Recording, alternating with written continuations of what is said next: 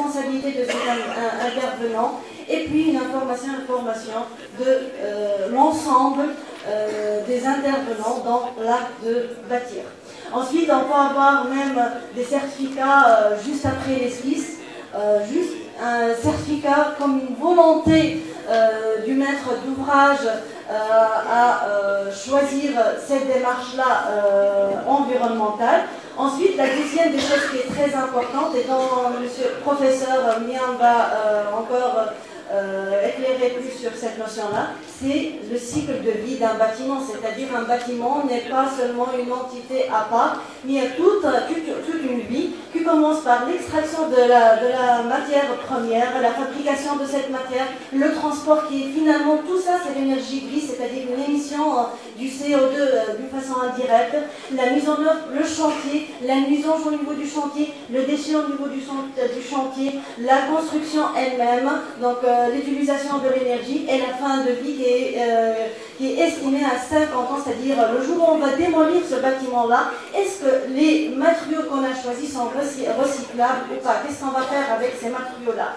Ensuite, le minimum qui est pris en compte pour ça, il est différent de ces différents référentiels. Il y a le LEED, par exemple, qui tient en compte dès la structure, dès la fondation jusqu'au plafond, alors que le BLIM, il tient le mur, les menuiseries, les planchers.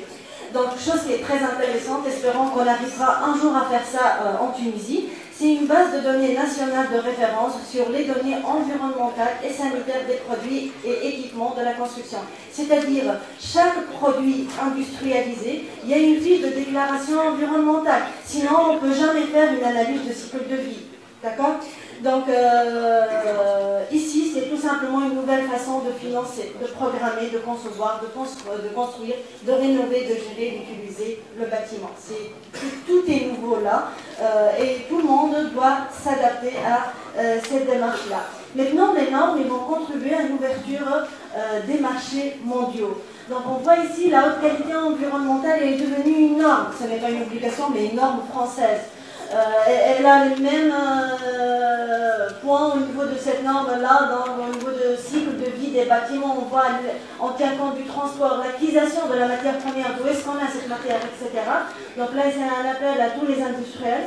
Ensuite, j'ai pris les normes les plus connues, c'est-à-dire les normes internationales, c'est-à-dire l'ISO. Donc l'ISO, elle a mis des normes au niveau des méthodes de calcul pour qu'on puisse comparer les pays. Ensuite, la conception de l'environnement, c'est-à-dire la conception bioclimatique, et même au niveau de la déclaration environnementale des produits. Donc, pour arriver à une performance énergétique au niveau du bâtiment, il faut tenir compte de tous ces éléments-là. Pour la réglementation, donc ce qui fait la différence entre la réglementation et tous ces référentiels de choix, c'est que la réglementation peut seulement imposer des exigences qui sont atteignables par tout le monde, dans des conditions économiques raisonnables. C'est-à-dire, je ne peux pas donner une réglementation qui ne peut pas être faite économiquement et d'une façon assez aisée de tout ou n'importe quel citoyen.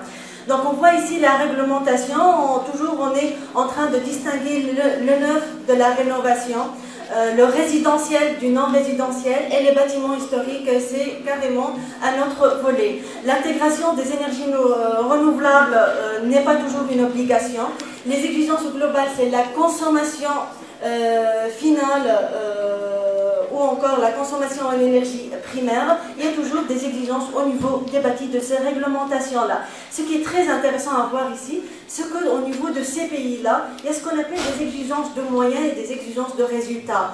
Les moyens, c'est-à-dire, on voit ici par rapport à la réglementation thermique française, les moyens, c'est-à-dire, ils vont nous dire qu'il faudrait un minimum de 1/6 de baie vitrée par surface habitable. Ça, c'est un moyen, mais qui ne va pas réellement induire une consommation inférieure, par exemple, à 50 kW.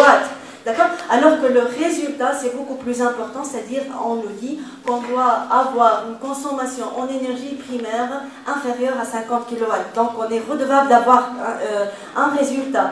Si on va comparer là les différents règlements, qu'on a choisi. On va voir que la Suisse, c'est très poussé, c'est très sévère. Pourquoi? Parce que réellement, il y a un garde-fou ici de U spécifique à chacun de ces éléments, toiture, plafond, mur, etc.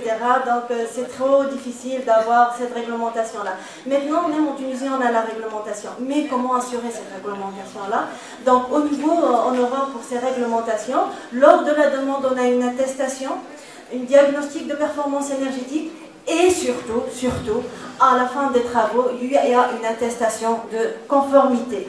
Ensuite, en Europe maintenant, il y a une obligation d'avoir un diagnostic de performance énergétique dans les bâtiments neufs, lorsqu'on va vendre et lorsqu'on va louer. Et là, il y a un 10% aux environs de la somme du bâtiment qui va aller de plus ou de moins. À part ça, il y a toujours des aides de l'État à travers des subventions, des prêts, etc. Et ce qu'on voit ici, que réellement, les labels vont préparer la réglementation. Donc, on voit ici que c'est une phase d'expérimentation. C'est une phase où tout le monde va se préparer, c'est-à-dire l'industriel va avoir des matériaux valables pour ce monde-là. Les concepteurs vont s'adapter à ces nouveaux matériaux. Les entrepreneurs vont avoir la formation suffisante pour construire avec, etc. Donc, tout le monde ensemble. Donc on voit que les labels réellement poussent un peu trop fort et même au niveau, c'est bon. Donc reste juste le cas de la Tunisie, je laisse là la parole après. D'accord, pour la discussion.